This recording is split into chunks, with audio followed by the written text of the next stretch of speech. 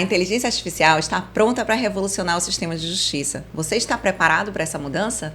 O futuro da justiça está sendo escrito agora, com a ajuda da inteligência artificial. Qual será o seu papel nessa história? E a inteligência artificial pode ser uma poderosa aliada na busca da justiça mais eficiente, acessível e justa, mas caberá a nós garantir que ela seja utilizada para esse fim.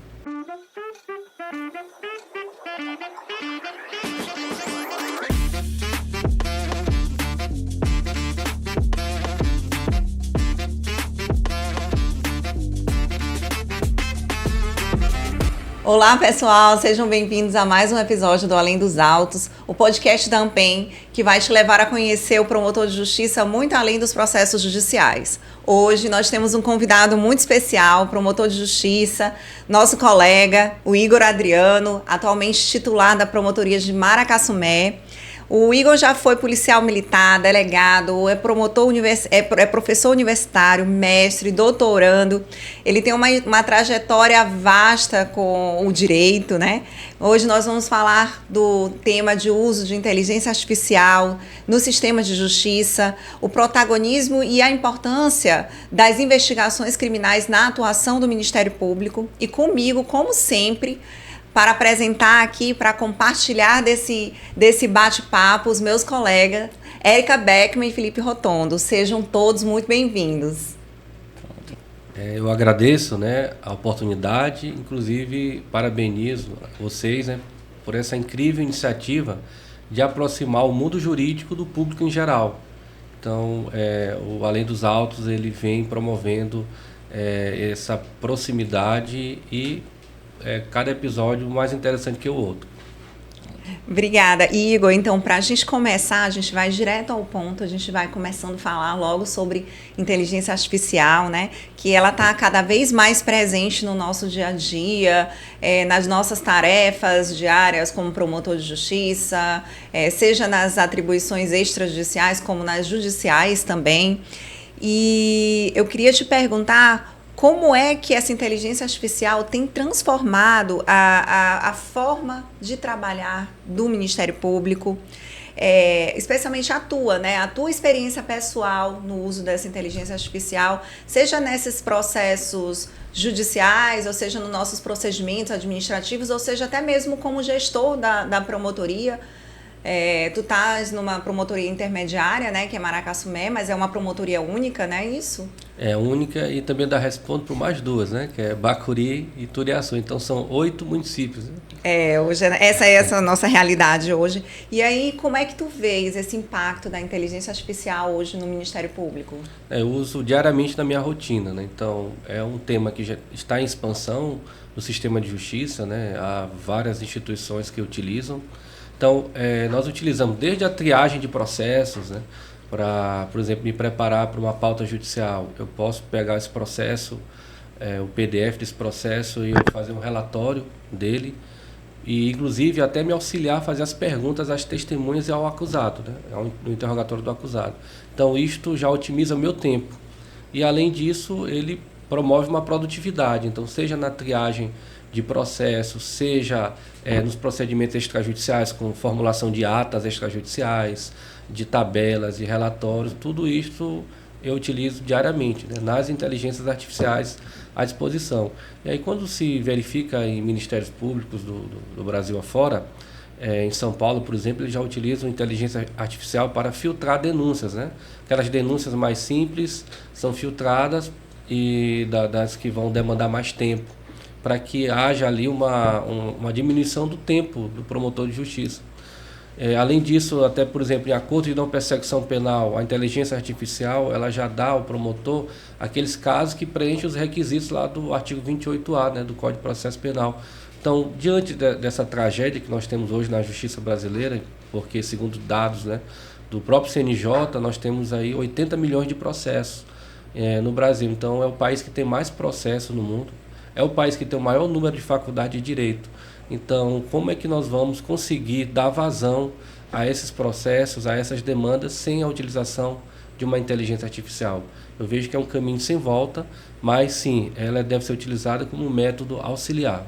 Igor, antes de a gente aprofundar sobre a utilização, Eu conheço aqui a Érica, conheço a Lícia, às vezes ela, e como muitos outros, ficam com receio de falar sobre inteligência artificial, acham que é algo de outro mundo. Eu sou promotor de justiça, formado em Direito, não tenho formação específica em graduação em Tecnologia, fiz uma MBA em Ciência de Dados, Inteligência Artificial, mas é algo voltado para negócios. O que é que tu poderia dizer para as pessoas que têm medo desse bicho chamado inteligência artificial? Inclusive, eu também tinha uma resistência, né, no início, mas depois que você vai aplicando na prática, você vai ter ali os benefícios, né, da otimização do seu tempo. Por quê? Porque o promotor de justiça, a promotora de justiça, além da sua atividade profissional, ela tem uma família, né? Ela precisa de um lazer, ela precisa cuidar de si, cuidar da mente. Então, para isso, ela precisa de algo precioso, que é o tempo. Então, a ferramenta, ela não vai substituir o servidor, o promotor. Ela vai funcionar como um aliado, né? Você vai como seu aliado, porque tudo isto é supervisionado pelo promotor. Então, essa inteligência artificial, ela não vai tornar algo robotizado, porque na verdade vai depender do seu comando. Você que vai emitir o comando, ela vai te trazer aquilo que você está emitindo. Então não há essa problemática, né? E eu acho isso muito interessante, inclusive para que os ouvintes também entendam, porque a gente até tratou disso no episódio com Paloma, de deixar muito claro que para nós, enquanto promotores de justiça, nunca vai ser mais um processo, nunca a gente vai olhar aquilo e achar que a gente já se acostumou com o caso de violência ou com os casos que frequentemente chegam para a gente.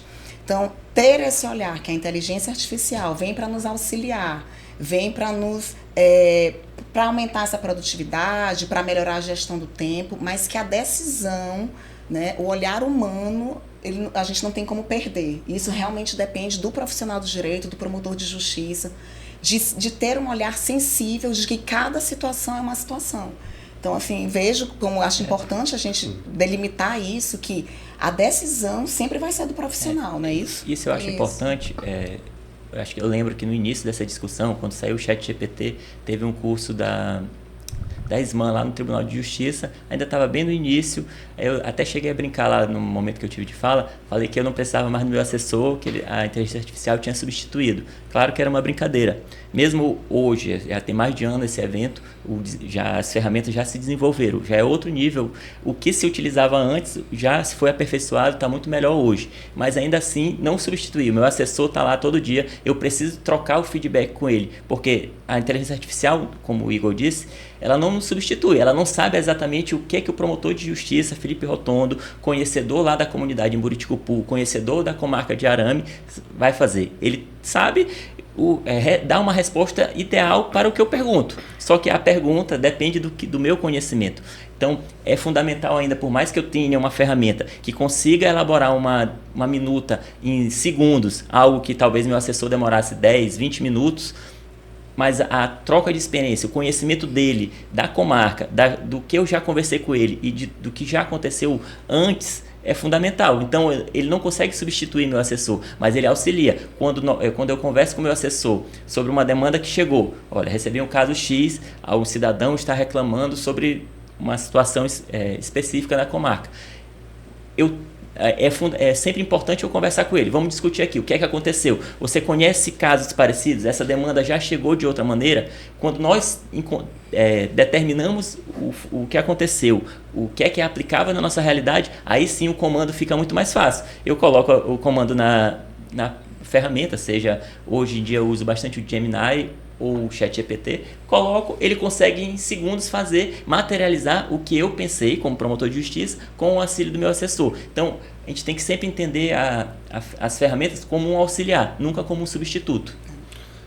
Porque entra até num debate ético, né? De que você não tem a responsabilidade. Muita gente confunde. Eu já até ouvi, né, algumas pessoas falarem, daqui a pouco não vai precisar do promotor porque o sistema já vai oferecer a denúncia. Primeiro que isso não existe, eu não vou dizer assim, formule uma denúncia.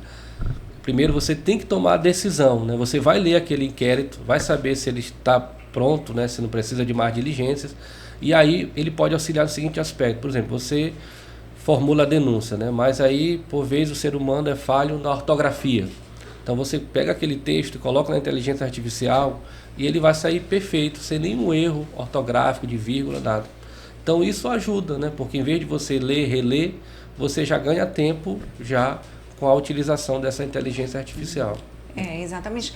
O que eu acho que foi colocado aqui, tanto por Érica quanto por Felipe e com o Igor, é que a gente está vivendo um momento em que em que a gente está construindo um novo perfil profissional, né, dos profissionais. A inteligência artificial, ela vem aí para agregar, no caso, para somar, e nós precisamos estar atentos, né, para poder acompanhar as mudanças que estão vindo, nos adaptar e poder, como tu colocaste, a gente vive hoje o que algumas pessoas chamam de fenômeno da judicialização da vida, né? Um mundo de processos. Então, assim, nós somos finitos, nós não temos...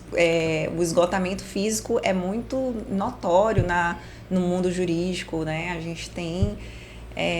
a gente falou sobre saúde mental aqui e, de fato, é uma realidade que a gente vive hoje nos sistemas de justiça, no judiciário, no Ministério Público, Defensoria Pública, OAB, pessoas que realmente adoecidas pelo excesso de trabalho. E eu acho que a gente pode sim utilizar, embora ainda existe, ainda está desenvolvendo, a gente pode sim utilizar a inteligência artificial em nosso proveito, em nosso favor. E eu queria entender mais assim de ti, como tu entende que essa inteligência artificial é aplicada na prática dentro do Ministério Público? Quais as decisões administrativas podem ser tomadas para fomentar essa utilização, para poder... a gente aqui na ponta, nós como os promotores de justiça, na atividade fim, podermos sentir de fato esse auxílio no nosso trabalho. Sim, por exemplo, a gente pode usar para ofício do Digidoc, né? Você já tem ali o modelo. Só para esclarecer que algumas pessoas que assistem não sim, são... sim. O Digidoc é o nosso sistema. Nosso sistema administrativo, né? Então, em vez de eu preparar aquele ofício, em questão de 5 segundos ele vai estar pronto aquele ofício. Por exemplo, no nosso outro sistema, que é o SIMP, né? Onde tem um grande volume de dados, às vezes inquéritos civis, com 500 laudas, vários documentos, vários dados. Então, ele consegue catalogar aqueles dados e me trazer um resumo para que eu possa ali fazer uma decisão administrativa. Então, eu poderia passar uma manhã toda lendo todo aquele inquérito civil, aquele procedimento investigatório criminal, para que eu tomasse uma decisão. Então, ele já vai me trazer ali uma forma resumida para me relembrar o caso e aí, a partir daí, eu lançar a minha manifestação no sistema, né? Então, até mesmo investigações, né? Veja, há caso de quebra de sigilo bancário, né? Várias contas de vários investigados, são dados enormes, né? Para que a gente possa analisar. Então, o sistema ele já faz esse filtro, essa filtragem. Por exemplo, ele pode nos trazer até mesmo aquelas empresas que participam de licitações que sempre perdem, que estão ali apenas para compor um número. Então, ele já vai auxiliar para isso. Então, é utilizado pela Receita Federal, usa para cruzamento de dados, bancos. Na saúde é utilizado, né, nesses sistemas interligados de saúde para diagnosticar, né, é usado isso, mineração de dados. Então, tudo isso que envolve volume de dados, a inteligência artificial pode facilitar a nossa vida. Como você falou, veja, eu estou em 3 promotorias, né, são aí 8 municípios, a questão judicial, extrajudicial. Então, sem a utilização da inteligência artificial, eu não conseguiria lidar com todas essas promotorias, porque você tem ainda que organizar, né, a rotina de cada promotoria. Então, já estou há 120 dias nessas 3 promotorias. Então, sem a utilização da inteligência artificial, eu não conseguiria dar vazão. Eu costumo dizer, eu não lembro onde foi que eu li ou onde eu assisti, que alguém falava sobre... a gente fala muito sobre inteligência artificial, mas nós não sabemos exatamente o que é. Aí ele fez uma analogia. Ele perguntou para os convidados se eles conseguiriam explicar o que é energia elétrica. Se a gente perguntar aqui, Érica, o que é energia elétrica? Tu vai saber explicar, mas talvez não tecnicamente o que é. Mas com certeza se eu te pedir exemplos de o que é em que a energia elétrica é utilizada. Vai me trazer números, a televisão, o nosso celular, o carro elétrico hoje em dia, o microfone. Então, a inteligência artificial não é algo que a gente precisa entender tecnicamente o que é.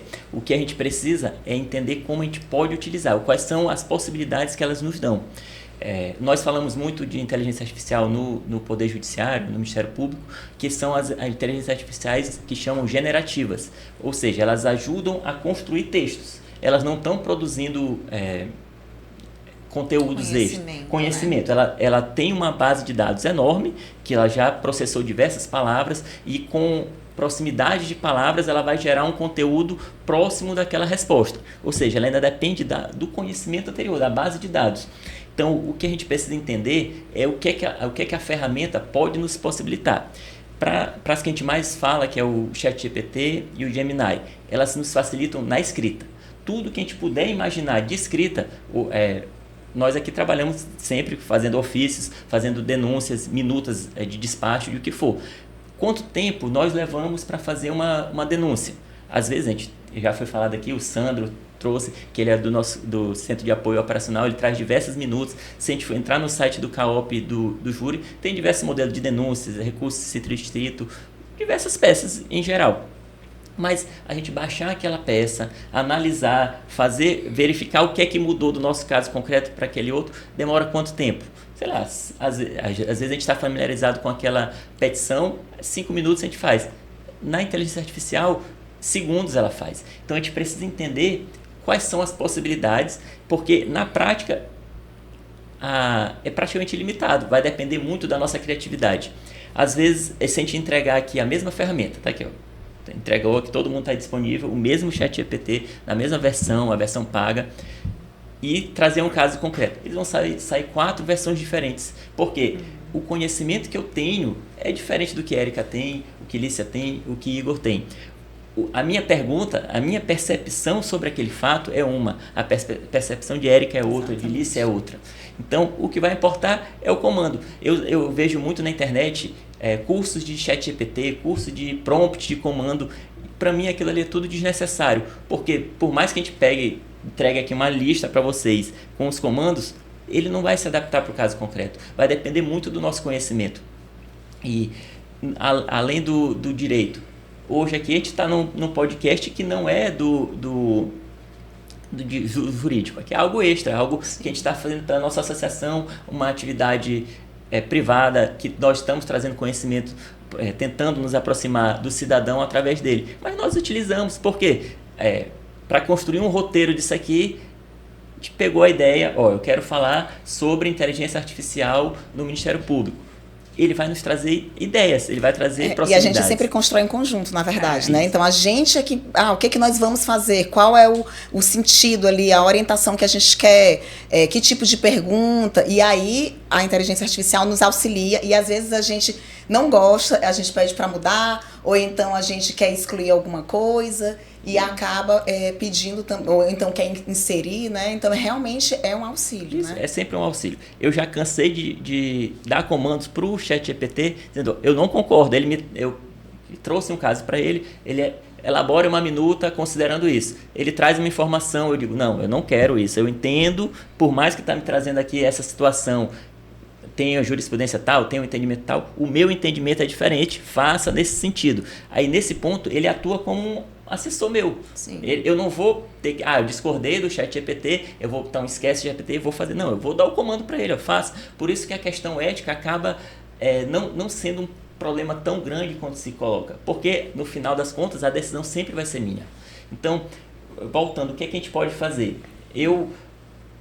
Antigamente, até então, a gente participava numa audiência, ainda não era gravado, tinha aquela transcrição. Aí a gente perdia um tempão com o juiz perguntando, aí transcrevia. Doutora Érica, uma pergunta para a testemunha, aí transcrevia. Resposta da testemunha. Mudou para o vídeo, só que o vídeo também causa um problema. Eu estou lá, aqui a gente vai fazer 1 hora de podcast. Como é que a gente vai transcrever tudo que a gente falou? Como é que fazia até então, antes das ferramentas? Botava o nosso assessor, quando a gente não fazia as alegações orais, que às vezes acontece a gente não poder fazer, passava o assessor, a gente passou lá, fez uma audiência que demorou 20 minutos, para o assessor transcrever aquela audiência, ele demorava 1 hora, porque tem que parar, escutar, não entendi, parou. Hoje, quando a gente está fazendo uma audiência, já existem ferramentas que estão naquele mesmo momento Transcrevendo. ouvindo o que a gente está falando e transcrevendo. Terminou, já está transcrito. Imagine o tanto de tempo. Isso é uma das possibilidades. Transcrição de audiência. Eu me orgulho porque eu já tive a oportunidade de participar com o Igor de um podcast do juiz Felipe Damos. Até ele trabalhou comigo em Buriticupu, nossas audiências ainda eram no sistema antigo do TJ. Ela não havia transcrição. Eu, por ser um entusiasta e ter conhecimento da ferramenta do Google Workspace, acessei o Google, sabia que tinha o Meet. O Meet, eu sabia que existia uma extensão que fazia essa transcrição. Eu falei, Damos, a gente está perdendo um tempão aqui fazendo diversas audiências de manhã e de tarde, tendo que depois transferir esse trabalho para os nossos assessores, o teu assessor de juiz, o meu assessor na promotoria, para ele elaborar 1 minuto para depois eu corrigir. Por que a gente não utiliza uma ferramenta que já otimiza nosso audiência? Isso deu um ganho gigantesco. Eu consegui reduzir o meu acervo de audiência. Antes, quando ele marcava 3, 4 audiências no dia de instrução, ele passou a marcar 8 porque permitiu que dobrasse o nosso tempo de resposta. E isso é um exemplo da ferramenta. Como esse exemplo de transcrição, quais outros que tu poderia dar para a gente, Igor? Como você falou, agora, além do comando em si, que você pode dizer, refaça isso, refaça aquilo, você pode até alimentar, né? Você pode criar um GPT, onde você pode, quando você emite o comando, ele faz uma busca na web, né? Mas você pode também alimentar esse assistente com livros. Com livros, você pode colocar livros e até com comandos. E com modelos que você usa. Você coloca lá seus modelos de denúncia, coloca o livro que você usa lá, de Rogério Sanches, Nutti, né? E aí você vai dizer, atue como um promotor experiente com 20 anos de atuação. E auxilie na elaboração dessa manifestação. E na manifestação, você vai dizer qual é a manifestação, para indeferir ou para deferir. Aí vai lançar. Aí, lógico, você vai ter que olhar se está de acordo com o processo, porque às vezes ele erra. Sim. Por exemplo, jurisprudência, que muita gente fala, ele cria jurisprudência. Então, quando você alimenta a base de conhecimento com livros, com modelos que você já utiliza de julgados, ele não vai ter como errar. Mas, a depender do comando, ele pode inventar uma jurisprudência, pode criar, né? Então, por isso que tem que ter o cuidado, é o nome do profissional que vai estar ali, né? Você vai ter que ler, não é simplesmente transferir, né? Até porque eu até entendo assim o receio, né? Porque os próprios filmes, né, de Hollywood tratam dessa questão de robôs, que as máquinas vão dominar, que vão substituir. Então a literatura também ela é muito rica nesse sentido, mas não tem como substituir, que a nossa competência é constitucional. Então tá lá, o Ministério Público é uma instituição permanente, há entendimento que é até uma cláusula pétrica, né? Não vai ter como mudar. E como a Érica colocou, tem a questão da sensibilidade da ética, né? Que aí é a visão realmente do promotor de justiça. E assim, a gente hoje já trabalha com os assessores que nos auxiliam, os servidores que também já auxiliam na atividade fim, e a gente tem que estar corrigindo, a gente tem que estar decidindo, a gente tem que estar analisando, porque às vezes o que você sentiu ali na audiência, toda a sua percepção do caso, tua experiência em outros casos anteriores, tudo isso faz parte do acervo que você tem que colocar na sua atuação profissional. Então, assim, eu também acredito que não haverá essa substituição. Não haverá. E, na verdade, que tem uma adaptação. Foi falado aqui, né, dos desafios. Um dos desafios é a nossa constante capacitação, né, dos operadores do direito para esse cenário. Porque nós temos o maior número de advogados aí a todo tempo. Se os advogados utilizarem a inteligência artificial, se o Poder Judiciário incrementar os recursos humanos, como é que nós vamos lidar? Para você ter uma ideia, que nesse momento nós estamos em atuação eleitoral mais pujante, o número de processos que nos últimos 10 dias, eu estou analisando mais de 100 processos por dia. Só do eleitoral, nos últimos 10 dias foram 800. Então, mais nas 3 promotorias, mas em torno de 400 a 500. Então, é mais de 100 processos por dia. Como é que um profissional vai lidar com essa quantidade, né? Até mesmo os Ressaltando assessores que estão hoje- sobrecarregados. Né? Exato. E ressaltando que o judiciário ele já usa ferramentas como os bots, né, que já aceleram o processo de triagem dos processos da tramitação deles, que acelera muito essa vinda de processos para a gente. Eu acho que um ponto é esse, né? A resistência que a gente colocou no início, que alguns órgãos têm, a gente tem que trazer para a nossa realidade do Ministério Público do Maranhão, de que assim, a inteligência artificial é uma realidade, né? E todos os órgãos estão se capacitando, estão incrementando e investindo nisso. O STF, a gente vê Já tem várias lá no vezes. Victor, eles usam um sistema lá. Isso. Do STF. Tem aquele radar também. O STJ. eleitoral nesse ano especificamente, é um exemplo. Eles estão despachando, os processos chegam para a gente com a análise da inteligência artificial, só que a gente, eu até brinco, né? Sou eu e a minha assessora, não tem esse equipamento ainda que possa dar a mesma resposta do que eles estão despachando para a gente.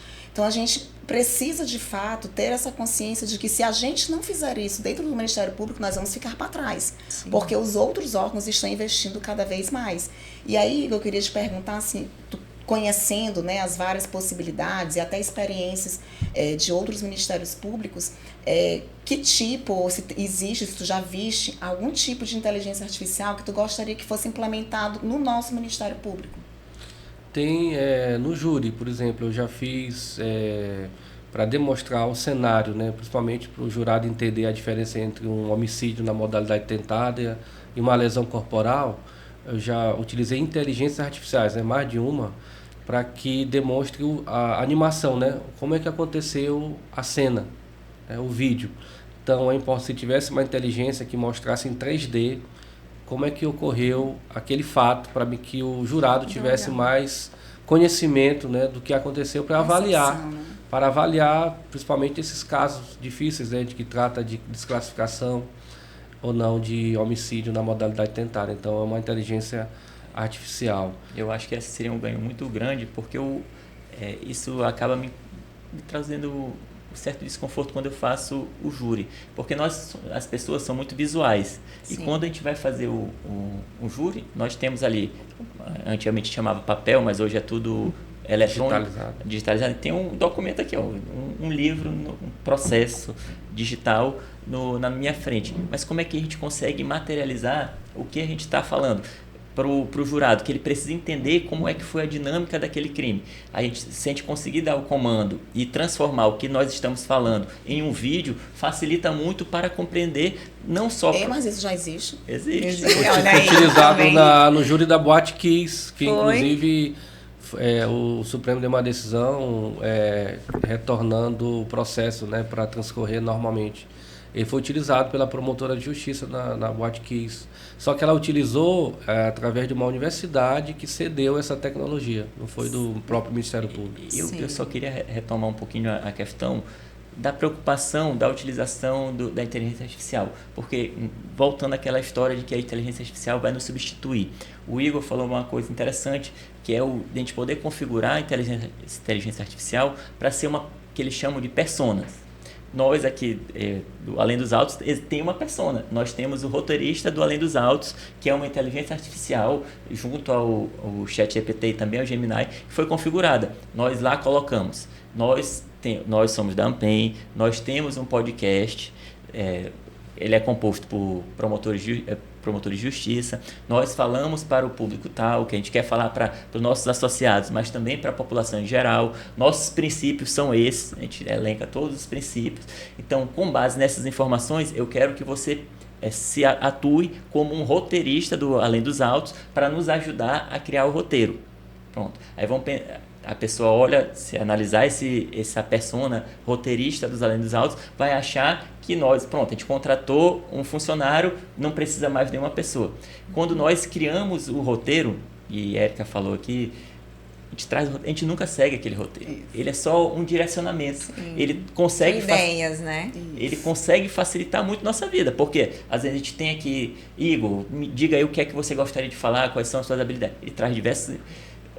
enumera vários assuntos. Érica diga, não, eu acho que é interessante esse assunto. Lícia complementa, eu complemento. Então, com base em todas essas informações, cria um roteiro para a gente. Ele apresenta. Com base naquele roteiro, eu tenho a minha percepção, Lícia tem a dela, a Érica tem a dela, Igor tem. A gente acaba mudando tudo. Chega aqui e faz tudo diferente. E isso é importante porque o ouvinte, ou então quem tem resistência à inteligência artificial vai pensar, ora, se eu posso criar uma persona, como o Igor falou, como o Felipe está falando, de colocar, olha, as ideias, Felipe pensa assim, ele escreve assim, bora colocar as peças dele e vou criar o promotor de justiça Felipe Rotondo. Isso não vai acontecer. Sempre, às vezes eu discordo do que ele está colocando, porque ele não tem como pegar a base de 37 anos de experiências que eu tive, 37 anos de conhecimento, do que eu tive contato com livros, de vídeos, informações que eu obtive. Ele nunca vai me substituir. Ele vai ser um auxiliar e chega a ser muito próximo do que eu gostaria, porque eu estou alimentando ele. Então, quanto mais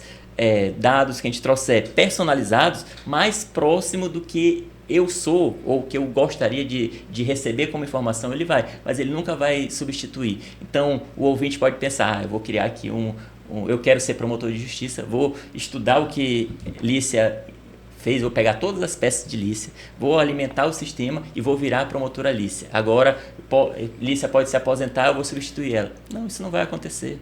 Porque ele por mais que a gente coloque que ele vai atuar como um promotor experiente, com 15 anos de promotoria, que passou pelas comarcas tais, ele não vai trazer. Ele não pensa sozinho. Ele vai sempre precisar de um comando.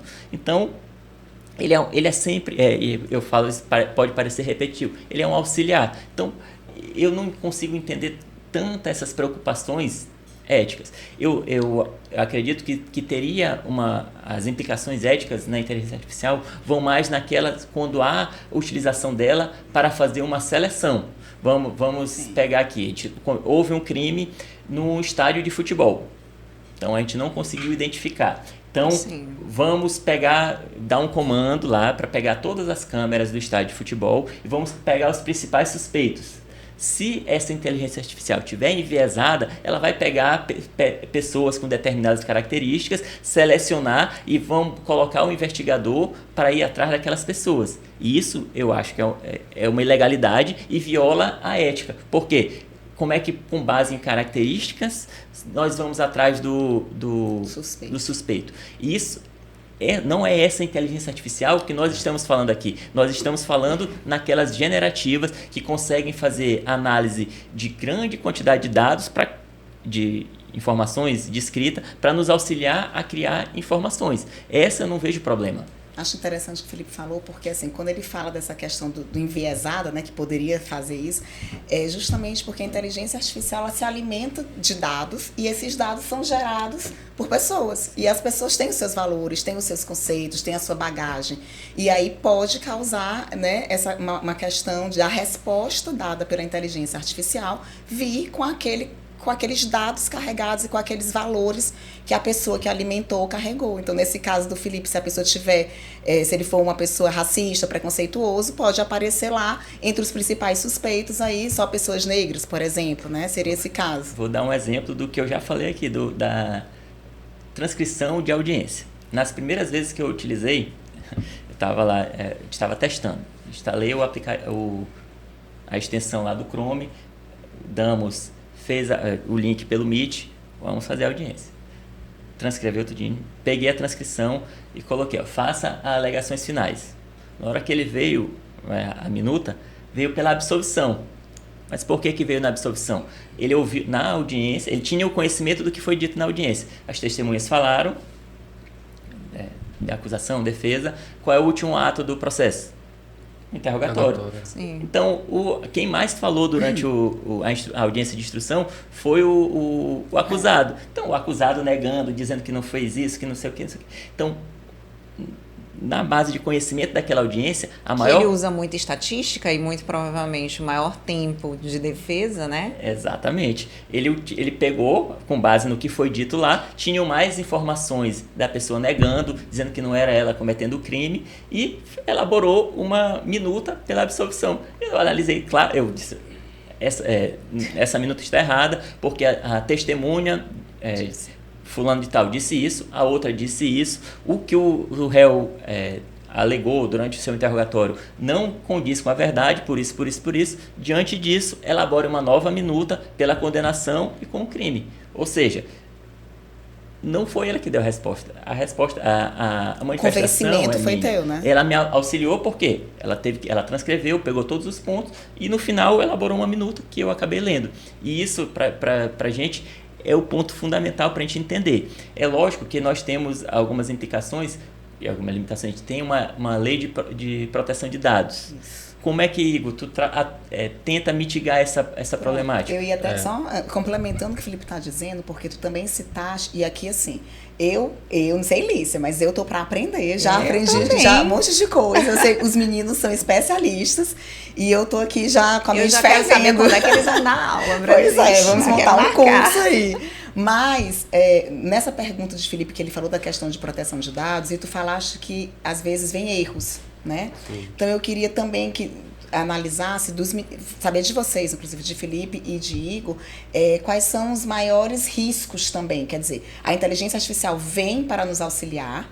Acho que a gente tem que trabalhar com a maximização de resultados, né? Mas também com a minimização de erros, de riscos, mas eles existem.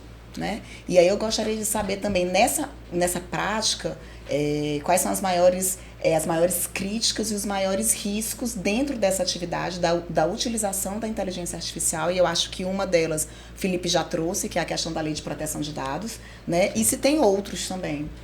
Esse debate é muito importante, né, da questão discriminatória, né? Eu até participei de um congresso internacional da Universidade de Granada, onde vários estudiosos falaram dessa preocupação de que quem produz os dados, né? Qual é a concepção dessa pessoa, como é que vai se saber efetivamente sobre esses dados, porque hoje nossos dados, existem os algoritmos, né? Que você às vezes tem um desconto numa farmácia, aí você deixa seus dados, daqui a pouco chega propaganda no seu telefone. Então há essa preocupação. Por exemplo, eu até falei no podcast anterior que nós fizemos com o Felipe, de um caso dos Estados Unidos, onde existia uma inteligência artificial de sistema de pontos para se aferir a reincidência, né, de criminosos. Então houve esse debate. Então daí mais uma necessidade da utilização por parte do profissional de maneira responsável. E essa inteligência artificial, ela serve como uma ferramenta de automação de tarefas repetitivas. Sim. Por exemplo, na nossa atividade extrajudicial, quantos despachos nós proferimos quando estamos instaurando um procedimento administrativo, né, para oficiar para determinados órgãos, sobre diligência, nessa parte, não propriamente de produzir um resultado. Quando se fala de proteção de dados já tem status constitucional, né? Um direito fundamental, foi inserido uma emenda constitucional recente, e lá existem dados sensíveis, né? Principalmente dados de saúde.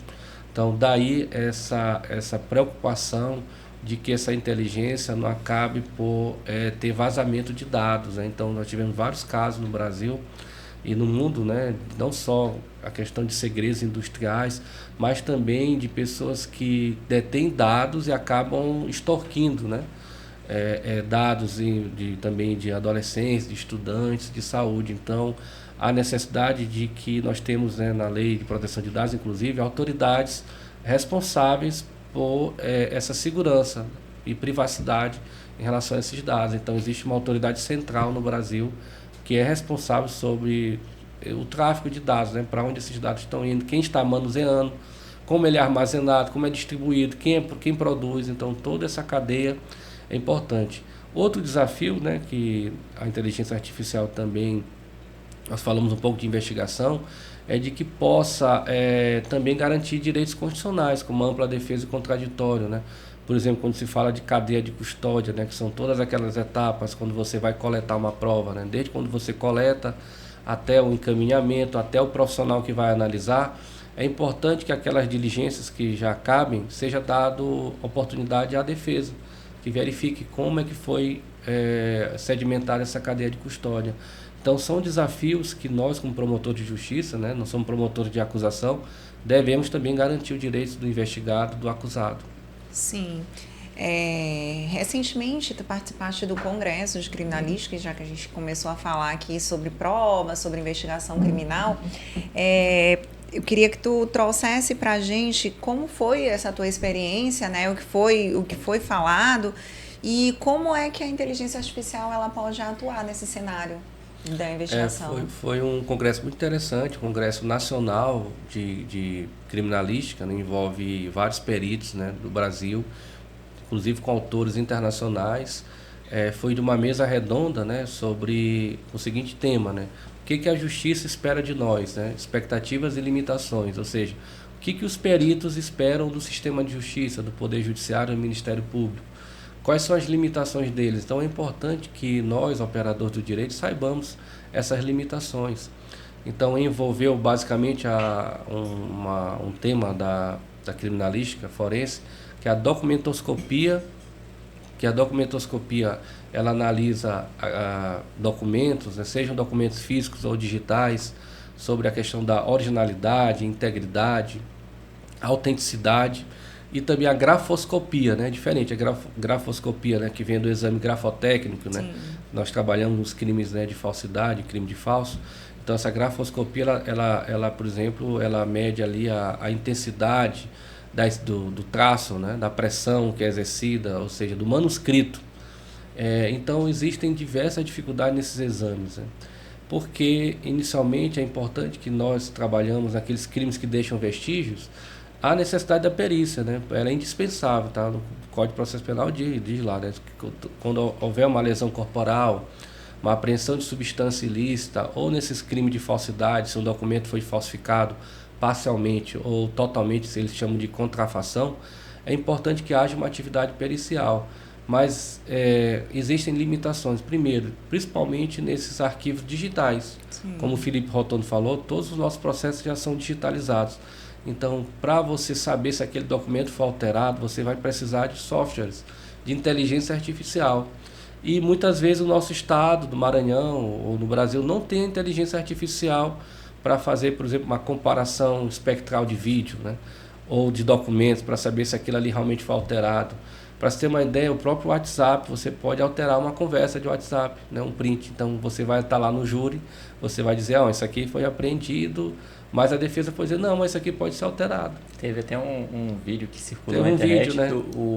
No júri, o advogado alterando a transcrição para desqualificar a acusação que projetou na internet, na televisão o vídeo e alterou. Só que o promotor, claro, que não estava utilizando aquela prova adulterada, mas ele se utiliza de uma possível... Uma dúvida. Mas é para plantar dúvida, né? Plantar dúvida. Então, assim, existem limitações, principalmente digitais, existem também documentos físicos, mas aí o que nós podemos fazer diante dessas limitações? O promotor, o juiz, ele deve analisar o todo, né? Ou seja, eu até falei como sugestão para os peritos que, ao fazer o exame, a fazer o laudo deles, que eles possam dizer, se não chegar numa conclusão 100%, mas pelo menos um percentual de entendimento, de indicativo, e que eles possam dizer se existe uma tecnologia mais avançada e se houve disponibilidade dessa tecnologia. Então, essa limitação, os profissionais operadores, eles devem analisar no contexto fático probatório para sustentar a sua manifestação. Porque a grande preocupação deles é de que a justiça em si, né, exige sempre laudos conclusivos. Quando chega o inconclusivo é confusão. Mas porque não há uma explicação de porquê da inconclusão. Eu gostei muito dessa tua observação, porque realmente a gente fica às vezes com essa dúvida. É inconclusivo, mas inconclusivo em que ponto? Em que aspecto? É isso que foi falado, para tornar mais claro, porque a linguagem técnica deles, que são profissionais de muita expertise das diversas áreas, nós não temos. Eu falei para eles, nós não somos preparados. Nós somos preparados para o conteúdo jurídico e nem mesmo para aquisitação. Até isso nós não somos preparados como deveríamos. Então eles têm que tornar mais clara a nossa vida. Eu propus a eles, inclusive de falarem das ferramentas que foram utilizadas, né? O laudo, existem diversas partes, existe o relatório, as ferramentas que foram utilizadas e só no final a conclusão. Muitas vezes a gente já vai na conclusão, mas é importante que possamos olhar qual foi a ferramenta utilizada, o relatório. Eu acho até interessante que combina com o que Paloma falou, né? Sim. Porque ela falou da necessidade, ela faz muito isso lá, porque ela é promotora do júri e ela dialoga com os peritos. até para poder ela entender o que ela realmente pode perguntar. Tipo assim, eu posso perguntar às vezes uma coisa que não é nem possível eles chegarem a essa conclusão, e aí por eles dizerem que não conseguirem responder, a defesa se basear nisso e dizer, ó, eles nem conseguiram responder, então é porque não é possível, né? Então isso aqui é favorável à defesa. Mas às vezes é porque, na verdade, o que nós estamos perguntando errado, né? E eu acho muito interessante isso, a gente ter esse diálogo com os peritos, primeiro para que eles possam entender qual a nossa necessidade. Sim. E aí, né, tu disseste, ó, seria interessante que vocês melhorassem nisso, e eles poderiam nos ajudar o que perguntar, sobre o que perguntar, ou como perguntar, né? Essa lembrança também, na hora que o Igor estava falando, também lembrei do episódio 7 com a Paloma, que a gente recomenda, inclusive, né? Se você não assistiu, vai lá e volte para assistir. E adiantando lá, ela também falou sobre uma cooperação, de uma dificuldade que ela tinha com a Polícia Militar, e por conta desse diálogo com a Polícia Militar, ela expediu uma recomendação, e da recomendação, um policial militar, o cabo, elaborou um que ela chamou de aplicativo, e agora eu já sei, é um formulário, que a gente já vai divulgar nas nossas redes sociais também, no nosso site, o que é esse aplicativo, o que ele melhorou, como é que a gente pode levar para nossas comarcas. Né? Mas o ponto interessante do que Igor falou é que, mais uma vez, reforça que, por mais que a gente tenha a inteligência artificial, tenha as ferramentas, o ser humano, o contato humano, a troca de experiências continua sendo fundamental. Porque o Igor trouxe participou de um congresso de criminalística elaborado por peritos, promotor de justiça dialogando, e verificou que existem dificuldades dos peritos e temos dificuldades nossas como promotores de justiça recebendo esse produto dos peritos. Exatamente. E não vai ser uma inteligência artificial que vai detectar isso. Vai detectar nós conhecendo nossa atividade como promotor de justiça, o perito conhecendo a atividade dele e sabendo, olha, como é que a gente pode aliar as duas para que nós tenhamos um produto combinado melhor para a nossa atividade e, consequentemente, para toda uma sociedade. Então, reforça o fato, a inteligência artificial não vai substituir o humano, ela vai nos auxiliar. Aí eu queria perguntar para Igor, é uma curiosidade, se nós aqui discutimos se a inteligência artificial vai substituir o promotor de justiça. Nossa opinião é claro que não vai. Mas e os peritos? Têm essa preocupação? Eles têm esse receio de serem substituídos pela inteligência artificial? Foi tocado isso lá no Congresso? Eles não falaram especificamente, mas foram não só peritos criminais, né, até mesmo peritos judiciais em perícias cíveis, né, de vários estados, Rio de Janeiro, São Paulo. Por exemplo, existem, já trazendo para a perícia dentro do Ministério Público, é importante que se fale, estados mais avançados, como o Rio de Janeiro, eles contam com 14 profissionais dentro do núcleo de evidências judiciais do GAECO do Rio de Janeiro. Sim. São Paulo existe concurso público para servidor nessa área de perícia do Ministério Público. E no Maranhão, esse ano, pelo menos a partir de janeiro, nós temos um profissional que faz essa perícia digital, né? Já tem, mas ele exerce cargo de comissão. É um profissional, o nome dele é Pablo Ferraz. Mas assim, a preocupação é de ter a tecnologia, o software, para manusear, não de ser substituído propriamente. E isso que você falou foi importante. Eu disse que nossas atividades são complementares, porque quando tem uma perícia fundamentada, é importante. Ela é tão importante que, se um juiz lá, o Código de Processo Penal diz que ele pode recusar um laudo, mas para ele recusar, ele tem que fundamentar. Sim. E como é que ele vai fundamentar a não utilização de um laudo? Se ele tivesse conhecimento disso. Então, ela assim, é uma prova técnica, né? Uma prova cabal, que auxilia no contexto, né, sendo corroborado por outras provas, ela nos traz uma segurança jurídica. Exatamente. E eu queria ressaltar que não é só na seara criminal, mas na seara civil, na ambiental, que é a área que eu atuo bastante lá. A gente sente uma carência com relação às perícias técnicas por uma série de coisas. Eu não sei se a inteligência artificial não poderia até, inclusive, auxiliar nisso, porque um dos problemas que a gente tem é a questão de pessoal, né? Que é insuficiente para atender o Estado inteiro. Né? Então, sim, assim, como a gente estava falando, que a inteligência artificial pode vir a auxiliar para simplificar mais o trabalho, ou para reduzir, talvez até amplie o alcance dessas perícias para poder elas chegarem até No a interior gente, do no estado, interior. principalmente, né? Pelo menos, Aqui, talvez não, aquelas mais repetidas, não sei. Aqui nós só temos Instituto de Criminalística, né, em São Luís, Timon, Imperatriz, talvez Caxias. Por exemplo, na região onde atuo, né, na região após a Baixada Ocidental, não tem nenhum núcleo de perícias. Então, às vezes, a perícia é feita por quem? Por um investigador de polícia, por um agente administrativo da delegacia, e às vezes que não são peritos oficiais, né? Sim. O código diz que podem ser peritos ad hoc, 2 peritos, mas preferencialmente que tenham um nível superior. E por vezes nós temos grande dificuldade, né? Os colegas, todos os colegas certamente, na área criminal, na área civil, mas inclusive na área civil houve uma contratação, né? Agora foi nossa página do Ministério Público, vários promotores lutaram para que o Estado contratasse peritos para ajudar no combate a crime de abuso sexual contra crianças e adolescentes, né? Que é importante também a perícia, né? Inclusive, acho que é um tipo de perícia que não vai ter como ser substituído, né?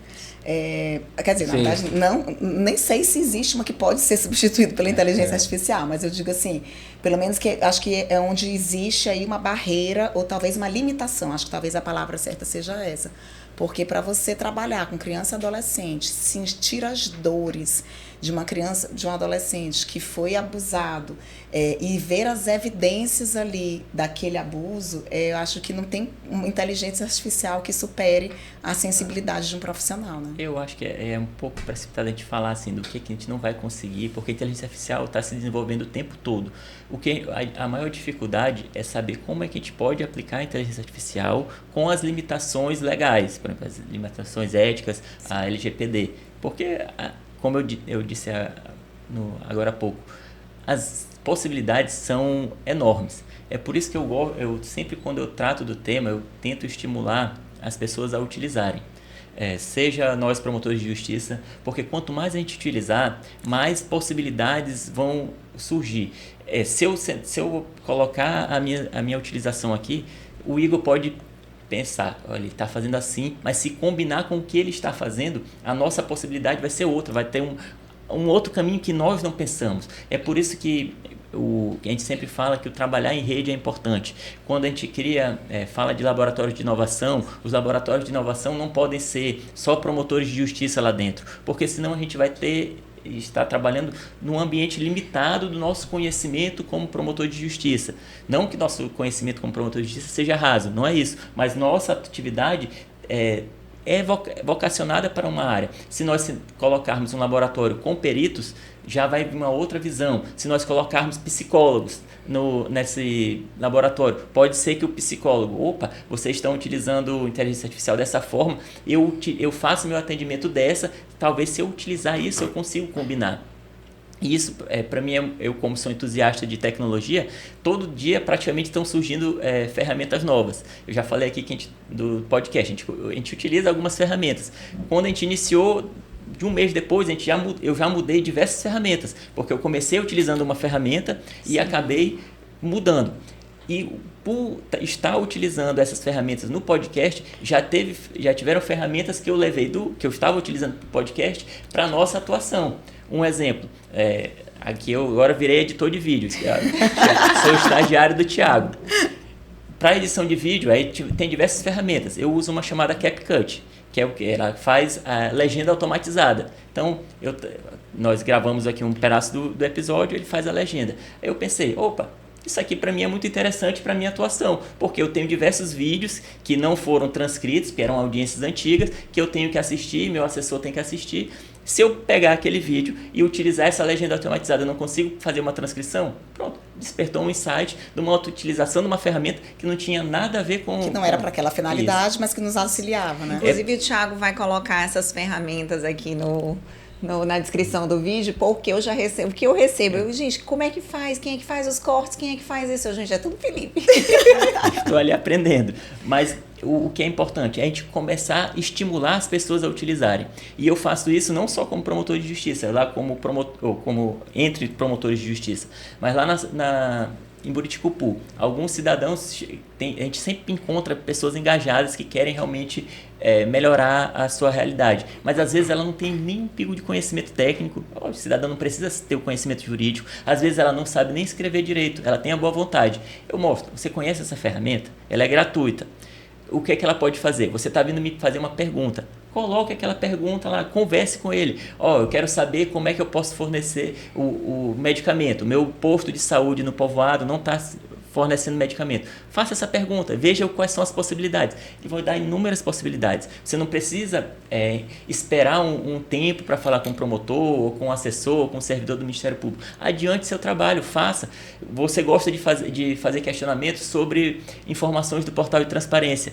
Pergunte lá, como é que eu posso fazer essa ferramenta. A ferramenta vai lhe dar. Lógico que ela não vai lhe substituir, mas ela lhe dá indicativos. Então, o seu trabalho é aprimorado. Quando você não conseguir de fato responder, você já tem uma bagagem ali, você já triou um caminho e vai chegar uma pergunta muito mais qualificada para mim, que eu vou conseguir te auxiliar muito mais do que se a gente chegasse naquele caminho inicial, você trouxesse, a gente fosse perder 10, 15 minutos e que vou lhe dar uma tarefa para em casa, se você já chegasse utilizando essas ferramentas. Eu lembrei de uma parte do curso de Felipe lá na ISMAN, e ele falava assim, um cidadão chega na promotoria e de repente ele precisaria fazer aquele requerimento lá no executivo, né, na prefeitura ou em algum órgão, em alguma secretaria.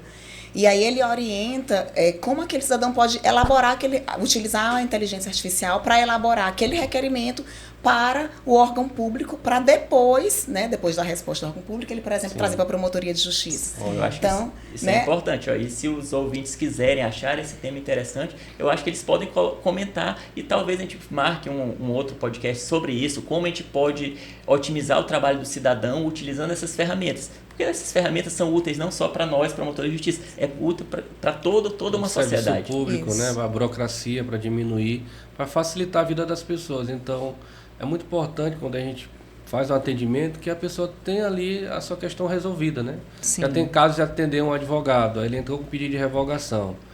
Aí qual é o processo? Eu vou analisar o processo. Olha a revogação, o que ele está falando, eu vi, não, ele realmente está falando, está correto, de acordo com o processo.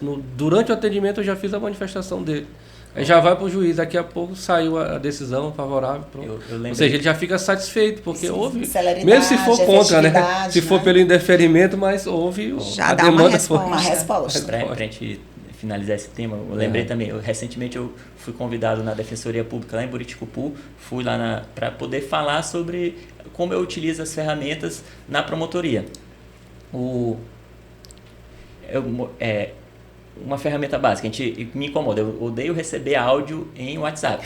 Então, eu tenho que utilizar... Eu mando 300 para ele. Porque eu acho que a gente perde muito tempo. Mas existe uma ferramenta que transcreve. Quando eu estava lá conversando com os servidores da Defensoria, eles relataram que uma das maiores dificuldades dele era fazer o que a gente chama de atermação. A pessoa... Sim, né? O cidadão chega, tem que contar a história dele. Essa história tem que ser... questão do juizado é muito, né? Questão da atermação. A história dele tem que ser materializada num documento para poder o servidor, o defensor, o promotor, seja quem for analisar aquele documento, esteja ele transcrito. Aí eu falei, vocês já experimentaram pedir para o cidadão gravar um áudio e enviar o áudio para você e você utilizar essa ferramenta? Todo mundo olhou assim... realmente, porque não preciso ficar perdendo tempo fazendo aquela manual, transcrever. Coloca, e melhor, vai estar lá salvo o que ele falou, você vai poder consultar no futuro, tirar a dúvida do que foi escrito. Mas transcreveu, pronto. E aquilo ali, está violando a LGPD? Não, é o próprio cidadão que está fornecendo a informação para você. Houve um consentimento, aí não há nenhuma proibição, né? Ele consentiu. Ô Igor, a gente já está aqui com o tempo adiantado, mas assim, é porque o tema é muito rico, muito interessante, principalmente quando mexe assim com a questão diretamente relacionada ao nosso trabalho. Eu já tive várias ideias aqui, Vamos inclusive. Organizar o nosso curso. A gente precisa organizar um curso, eu tenho certeza que tem muita gente interessada, pelo menos eu e Érica, nossas assessoras, estarão inscritas. A gente tem um quadro aqui que chama Além da Alçada, né? Que é um momento que a gente faz umas perguntas para conhecer mais o Igor Adriano, a pessoa por trás do promotor de justiça, né? Fora do ambiente jurídico. Está preparado? São perguntas simples, rápidas, que você responde com o coração. Igor, qual é a tua maior inspiração fora do direito? A minha mãe, pela história de vida dela, né? Inclusive, meus pais são separados, nós viemos para cá, eu tinha 12 anos, então ela que cuidou, né, de mim, meus 2 irmãos, então é uma fonte de inspiração diária, a minha mãe. E qual hobby que você pratica para desestressar do trabalho? O Felipe sabe que é o esporte, né, futebol. Gosto de atividade aeróbica, não gosto muito de musculação, mas futebol, bicicleta, corrida, essa parte eu gosto bastante. Já fizeram isso comigo, disseram que eu no futebol sou bem estressado. É isso que eu ia fazer esse comentário. Eu falei assim, gente, mas o futebol depende da pessoa, né? Porque ele pode estressar e desestressar. O Igor, quem olha Igor falando bem calminho aqui, o Igor parece um leão. Na verdade, eu acho que nós somos competitivos, né? A gente não gosta de perder. E isso... O esporte no coletivo é importante, você tem aquele espírito, né, de corpo e cada um fazendo sua função. Então eu sempre até recomendo para adolescentes, crianças, fazer esportes, né, principalmente esportes coletivos, porque lida muito com essa parte de disciplina. Sim. Igor, e se você pudesse dar um conselho para você mais jovem, qual seria? Mais jovem, não me preocupar tanto, né? Eu acho que me preocupava muito, além do que deveria, acho né? Que eu também sempre fui muito sério e tímido, né? E às vezes a pessoa, mas tu fica sempre sério. Eu era muito preocupado em sair da escola e começar uma faculdade e ter um trabalho. Então eu acho que me preocupei mais do que deveria. Entendi. Talvez, né? Tem até uma música, né? E assim, um sonho que você ainda quer realizar? Um sonho? Eu realizei 2 sonhos recentemente, né? Que foram o nascimento de 2 filhas. Eu tenho uma filha que vai fazer agora dia 22, 1 ano e 2 meses, e a outra que tem 3 meses. Então, parabéns. Assim, obrigado. Foi assim, a realização de um sonho foi o nascimento delas. Eu pensei que ele ia falar de ver o Palmeiras dele ser campeão mundial. É tudo para Felipe, tudo futebol, né? É porque ele ainda não tem filho. É porque ele ainda não tem filho. Mas assim, quando se fala de sonhos, né? Eu prezo muito por aproveitar o presente, né? Por exemplo, até nesses pequenos prazeres, né? Aí já é mais a parte de filosofia de Epicuro, né? Que diz que a gente tem que aproveitar o presente, porque quando a gente se preocupa muito com o futuro, gera ansiedade. Quando se preocupa com o passado, gera depressão. Então a gente tem que aproveitar cada dia, né? São dias que você tem dificuldade, mas é você ter a resiliência, né?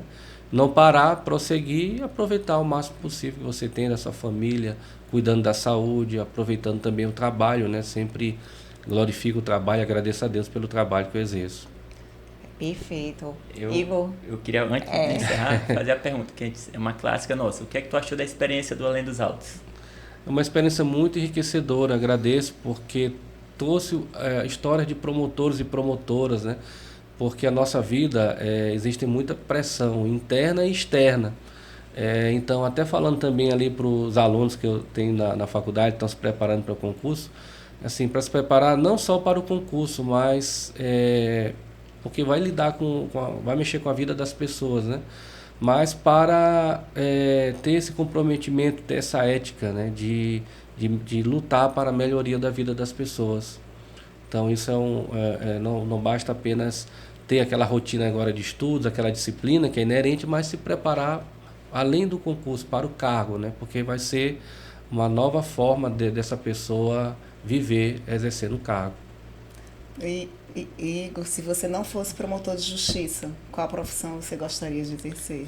Eu na verdade ingressei na polícia, né? Muitos sabem dessa história. Eu nem sabia o que era, né? Porque tinha o nome Formação de Oficiais, né? Era na UEMA, eu já tinha feito vestibular de Direito, aí eu optei porque eu gostava de História. Depois que eu fui verificar que era da polícia. E só que depois eu me identifiquei muito com a atividade policial. Eu fiquei 10 anos na Polícia Militar, cheguei ao posto de capitão. E depois eu ingressei na Polícia Civil, onde fiquei 3 anos como delegado. Mas hoje, se eu não fosse promotor, acho que eu atuaria na parte acadêmica, né, da docência, de ser professor. Eu gosto muito daquele ambiente, naquela troca ali de aprendizagem. Eu me sinto, apesar de me considerar tímido, mas dentro da sala de aula eu gosto daquele ambiente.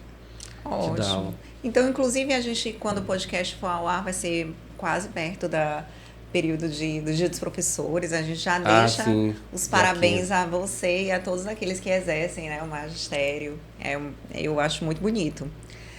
Então, Igor, a gente agradece. Foi maravilhoso você vir aqui compartilhar conosco tanto do seu conhecimento, da sua experiência.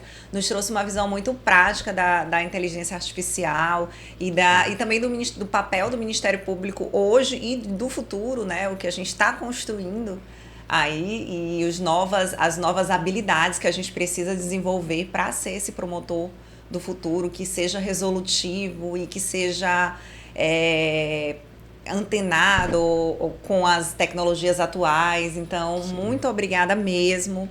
Agradecemos a todos que nos ouviram, que chegaram até o final aqui. A gente queria pedir para que vocês curtam o vídeo, compartilhem com os amigos, deixem suas opiniões, o que vocês gostariam de ouvir por aqui, nos ajudem a enriquecer mais o conteúdo que a gente tem trazido aqui. Obrigada. Essa participação é sempre importante porque a gente está sempre aqui, como a gente utiliza aqui nosso roteirista do ChatGPT, mas a gente precisa entender o que é que vocês, ouvintes, querem ouvir para a gente poder construir episódios interessantes para todos. E aproveitando também, se alguém que assistiu entende bastante de inteligência artificial e tiver alguma dica pra gente, para que a gente possa utilizar no nosso trabalho, deixe lá o seu comentário também. E se você tem alguma dúvida sobre inteligência artificial, eu acho também importante essa troca de informações com os nossos ouvintes, para que a gente entenda aí como é que vocês estão recebendo o nosso conteúdo.